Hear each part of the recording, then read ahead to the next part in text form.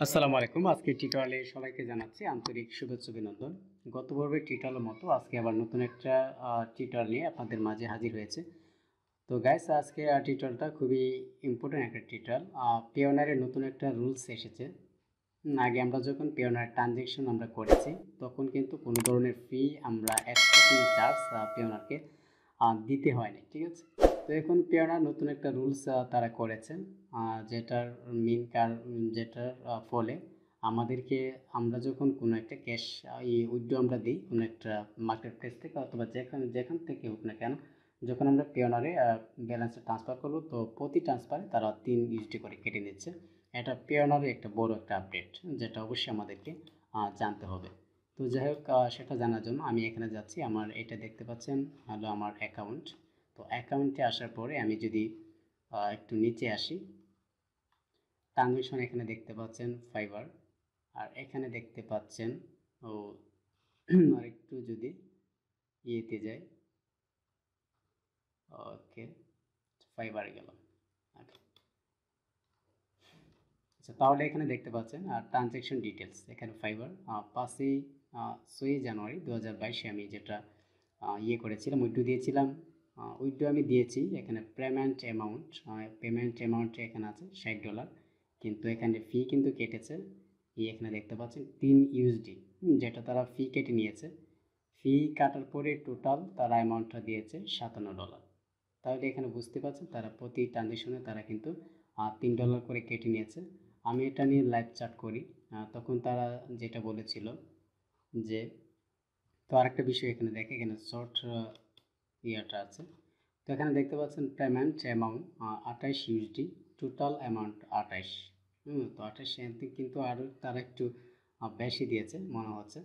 এখানে দেখতে পাচ্ছেন, তো এইখানে কিন্তু কোনো ধরনের ফি তারা কাটেনি। তারা ডিরেক্ট তারা এখান থেকে আমার যতটুকু পেমেন্ট পাওয়ার ছিল ঠিক তার সমপরিমাণে তারা আমাকে এখানে দিয়েছে। এখান থেকে কোনো ফ্রি দেয়নি। তারপরে যে আপডেট হওয়ার পরে আমরা এখানে দেখতে পাচ্ছি এখানে কিন্তু তারা $60 থেকে তারা $3 কেটে নিয়ে তারা $57 আমাকে দিয়েছিল। তো এটা ছিল পেওনারের সবচেয়ে বড় একটা আপডেট তারা এখন দিয়েছে। তো এটা হতে পারে আমাদের জন্য একটা দুঃখজনক ব্যাপার হতে পারে। সো আমরা এই জিনিসটা দেখছি। তো আমি এখানে যদি কোথাও নোটিফিকেশন আছে কিনা, আচ্ছা দেখি এখানে কোন ধরনের নোটিফিকেশন আসে।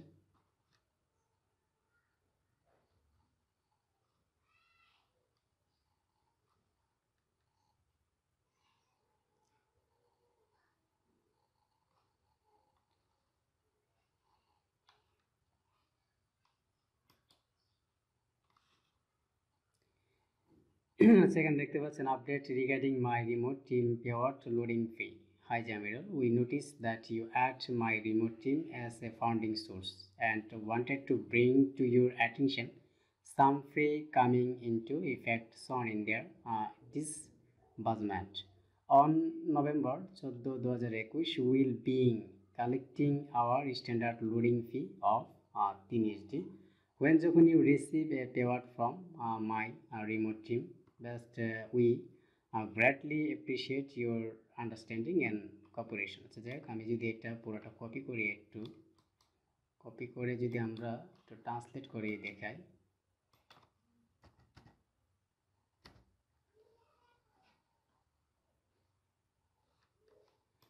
তো এখান থেকে আমি ট্রান্সলেট করে দেখাচ্ছি।